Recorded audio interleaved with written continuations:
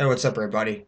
Now, today's topic is on MVP, and in my opinion, I think he's extremely underrated in both the WWE and TNA. Now, in the WWE, he debuted in 2006, I believe, at No Mercy, and he went on to facing Chris Benoit at WrestleMania 23. And he became the United States champion in time. He had a rivalry with Chris Benoit that led on to him, just becoming this heel on SmackDown. Now MVP, he's got great mic skills, not a bad wrestler. Um, he's a good heel and he's a good face. He can do both parts pretty well. Um, he he had a lot of potential in my opinion, but it's how these companies use him.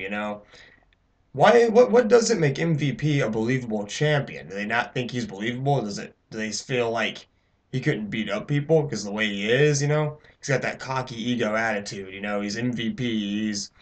You know, he's cocky, arrogant. Thinks he's too good. Says he used to say he would talk about how he was better than everybody else. He was actually, in my opinion, an underrated mid card wrestler back in the WWE.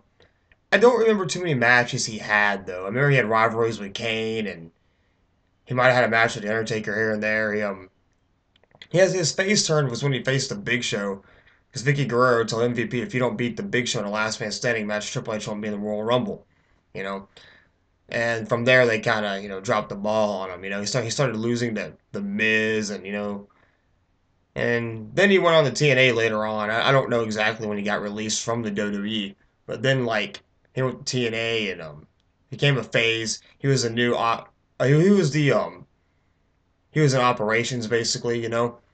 Team Dixie lost that lockdown. He took over for a little while, and he did a pretty good job. I liked his I liked his role there as the like kind of like the general manager of TNA basically. He was running the place and everything. Then he became a heel and gave Bobby Lashley a championship. And they actually gave MVP a title shot in TNA against Bobby Roode, although he lost. They made MVP look like a jobber. He had a staple with Kenny King, Bobby Lashley. Now he has a new staple called the Beatdown Squad or something like that, with Low Key, Samoa Joe, um, Eric Young, Kenny King, and him.